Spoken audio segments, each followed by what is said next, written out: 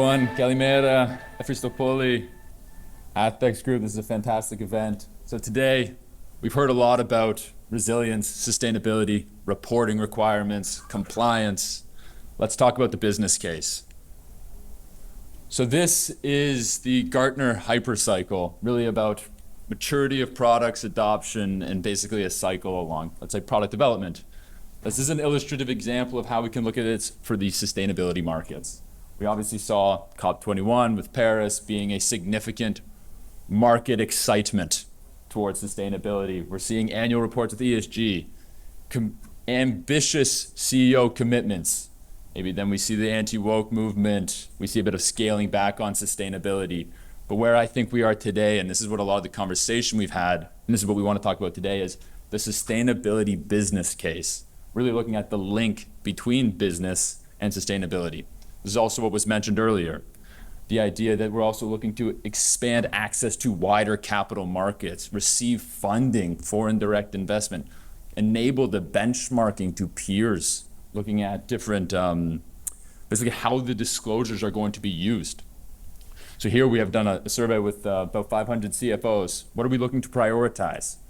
Increase the use of sustainable raw materials, drive sustainability innovation and partnerships, manage energy, reduce waste. And I think an important point that I really like to highlight here is I personally do not like the dichotomy of sustainability and business. Inherently, these are interlinked, and we're talking about materiality and double materiality, a lot of what you've been hearing already in these previous panels and introductions. So then I'm going to do one quick touch on regulatory reporting. And this is the Corporate Sustainability Assessment. This is an initiative that we've been doing at S&P Global for 25 years, doing ESG ratings on companies across E, S, and G metrics, the most material criteria that we evaluate in companies' business models to help differentiate sustainability best practices amongst firms, really capturing, let's say, the alpha opportunities. This was also a significant investment opportunities from Robeco, where this was originally created, which is the firm that we previously were at. But what I highlight here is interoperability. We've obviously heard a lot about CSRD. We've also heard about ISSB. And I know this is fine print at the bottom. Look at TCFD, GRI, CDP, IRIS. A lot of inherently, these are material topics, but they are also interoperable amongst each other. Report once, enable scale at others. What's important with this is these are those metrics. This is like, the question was, how is the data used? This was articulated in the previous panel. The data is used, yes, for compliance and reporting, but it's also used by entities like ourselves, and I'm sure you'll hear this in the panel later on today on ESG ratings, on differentiating leading companies and best practices in sustainability for wider access to capital markets.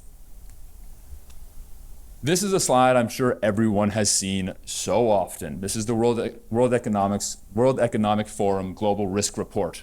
And what really is championed here, and this is what I want to highlight, yes, in 2 years, the greatest risks that are deemed by the survey respondents is misinformation and extreme weather events and geopolitical conflict.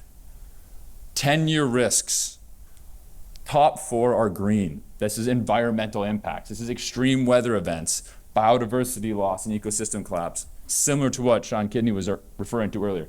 Critical change to Earth systems, natural resource shortages. So we're using terminology like biodiversity, ecosystems, resilience. Critically, these are the inputs that we actually need to conduct our business. And that is where I think when we have a discussion about reporting requirements and compliance, materiality, we highlight a lot of points that I honestly do not think that this should actually be too hard, because this is material to your business, for the resilience of your business to continue to, let's say, generate income, generate profits. You do want to be assessing, let's say, core metrics that are required in your business, whether that is access to timber or water or whatever that commodity may be. Inherently, that gets put under a sustainability umbrella, but that is not necessarily the case. That is business acumen. I do have some slides on CSRD, and we also recognize that CSRD and the Stop the Clock initiative and the Omnibus may be a bit complex, and importantly, there is a number of great organizations here, also in the audience today, that enable understanding of CSRD at a more granular level. If we were to see break up the ESG criteria on this left-hand side or right-hand side, You'll see, okay, climate change, pollution, biodiversity ecosystems to affected communities, workers in the value chain.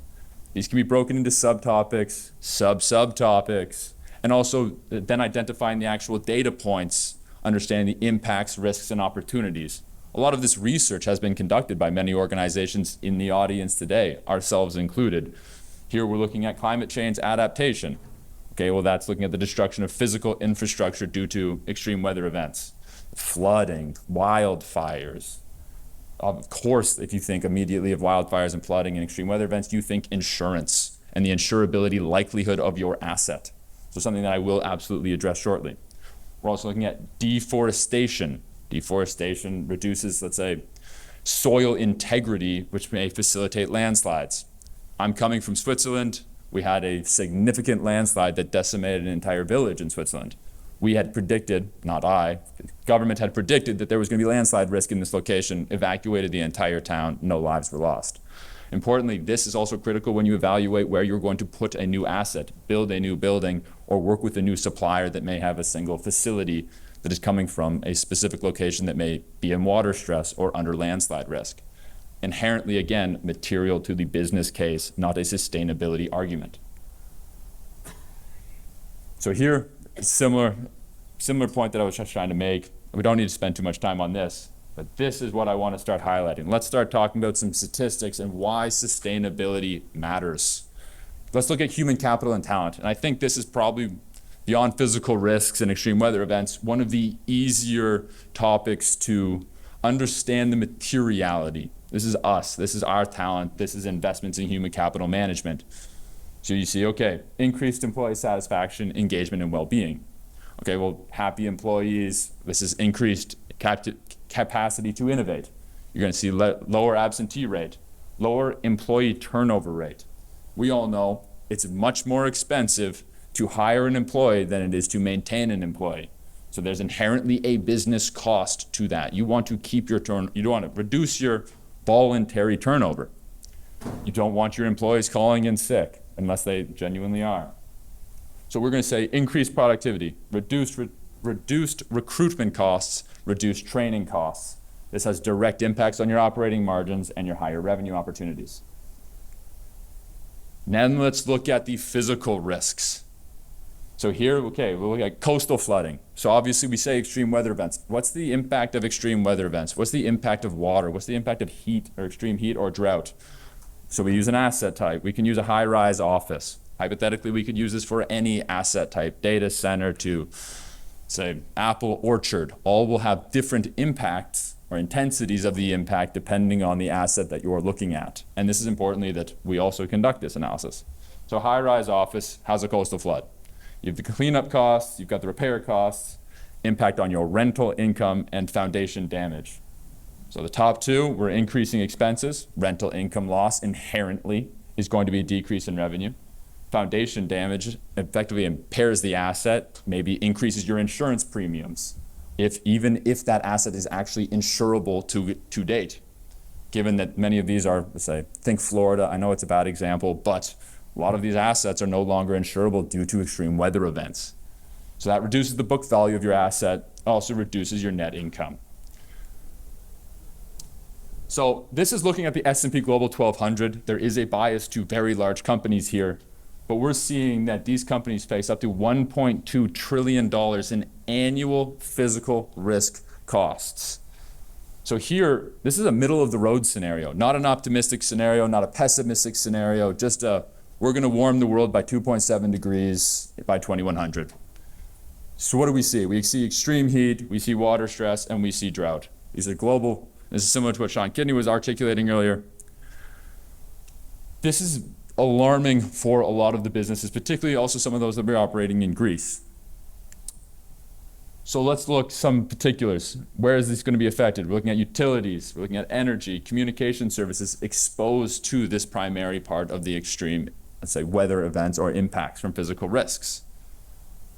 So what does extreme heat really mean? So this is impact on your labor productivity. This is air conditioning, which was mentioned, and HVAC. Air conditioning is going to have to be running a lot more frequently for you to be operating in an office or at your house if it's 35, 40 degrees outside. So that basically means HVAC is going to need to be replaced on not a 15-year scale, maybe a 10-year scale, 7 years. Increase your costs. There's also going to be stress on technology and battery systems, which we all are aware that heat is significantly impactful on battery resiliency.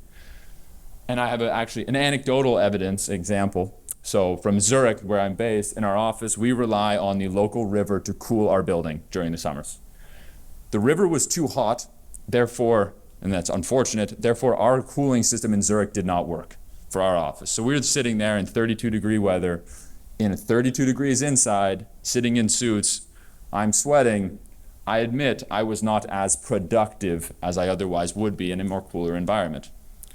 That's just a simple example, but there already we've tried to have adaptation and resilience measures built into our office, and they've already failed due to the warming already of the natural resources. So now we talk biodiversity, another key point. So here we're thinking of pollination, we're thinking of soil fertility, we're thinking of, let's say, access to water, groundwater or surface water. Less than 1/3 of Europe's biggest companies have set a biodiversity target. Definitely a lot lower with the S&P 500. Then we talk about energy transition. So 29% of mines in key biodiversity areas, the protected areas that we want to maintain protection for their conservation for people, and also, let's say, key biodiversity protection locations for reduction of carbon emissions or sequestration of carbon emissions, they're also related for energy transition related minerals. Minerals that we need inherently for the energy transition. So then I think mining companies and companies sourcing from these locations need to have due diligence practices in place, not to, let's say, extract more than is effectively needed, and then to have environmental impact assessments when doing business in these locations. And that's apart from even considering the impact on communities and the local indigenous rights in these locations. So we talk reputational risks. 46% of the world's largest companies have at least one asset in a key biodiversity area. 85% of the world's largest companies have at least a significant dependency on a single ecosystem service. Pollination, water, ground, surface water, whatever that may be. And this is quite an alarming statistic. So the world's largest companies generated $29 trillion of value in 2021. So we say they've used about the land use required to generate that value is about 22 million hectares of just general land, all else being equal. But if we're to try to actually, let's say, categorize the value of the land that has been extracted, these key biodiversity areas, the areas of operation, the ecosystem significance of the location of operations, we work that out to be about 2.2 million hectares of the Amazon rainforest decimated year over year simply to generate this value. So it's very critical that we are very aware and conduct our due diligence when it comes to reliance on ecosystem services that bring us back to that other slide on drought and extreme heat that are inherently being impacted by extreme weather events. These are the ecosystem services we need to run our business. But we're also seeing economic growth. We're seeing significant growth in decarbonization, energy security with investments in Europe in clean energy technology, significantly outpacing that of upstream investment in fossil fuels. In Greece, we're seeing significant, let's say, growth in energy requirements, but we're also seeing that 72% of its primary energy use was imported. Nevertheless, we're also seeing Greece has invested more than 55% of total installed capacity last year being in the renewable energy space. So hydropower, wind, offshore wind, whatever that may be, 55% of total installed capacity has been from renewable energy, facilitating energy security and significant opportunity. But we're also seeing data centers, obviously critical to business. Data centers require significant energy requirements as well for them to maintain resiliency. We see in Greece, there's approximately several new data centers being built beyond the ones that we have today that are also going to make Greece a core market in southern Europe for data center and basically facilitating the Internet of Things and the market. But then I have an illustrative example here. So data center development timelines, looking at 2 to 4 years. Okay, but then also, how do we actually build the infrastructure to facilitate the energy for these locations? It takes roughly, let's say, 8 years in Europe to build an onshore wind unit. So this is really illustrative of the, let's say, probability and growth opportunity for grid power and transmission lines that are needed to basically facilitate the new energy economy. And I know I'll be quick on these last ones, but supply chain, this is something that we've mentioned frequently, the importance of actually looking at the resilience of your supply chain. 50% of companies where supply chain is a material issue have supply chain as have a supplier due diligence commitment in the public domain. But on many of these, obviously in these supplier due diligence commitments, we have occupational health and safety, child labor, forced labor. These are related to the International Bill of Human Rights, the ILO on fundamental principles, the UN guiding principles. There's interoperability already amongst many of the initiatives that we either report to today or have considered in the past. But we also have the carbon border adjustment mechanism. We also have tenders from buyers to suppliers, including energy mix and emissions intensities required, also impact on biodiversity and footprinting. But we're not seeing any of these being put into the supplier codes of conduct, but yet it's almost as a license to operate in some of these upcoming tenders. And so there was a question that was highlighted in the past panel: how is the data used? And this is a point here I want to highlight, and this is where we typically use our ESG ratings, but also a lot of the other underlying data that we have collected from yourselves or we've modeled on your behalf. Because if you do not disclose, we will model, because our clients need that data. Our financial institutions want to assess your performance no matter what when they're looking at capital allocation. We have a lot of sustainability indices globally as well as in Europe. So these would be like the S&P 500 ESG or the S&P Global 1200 ESG. I don't need to spend too long because Sean Kinney did a great job on this, but the sustainable issuance market and, let's say, green bonds is maintaining steady. We're looking at roughly another $1 trillion this year. Sustainability is inherently included when we're looking at a credit rating. And here is a good example where physical risks, and this is not necessarily positive or negative impacts on credit ratings, but if we were looking at ESG-related activity by ESG factor in credit ratings, we're seeing risk management, culture, and oversight, really those governance metrics, having the most impact on credit ratings, both in Q1 and Q2 of 2025. But physical risks becoming a very close second. And this is a tangible example of how this data is actually being considered for material business use cases.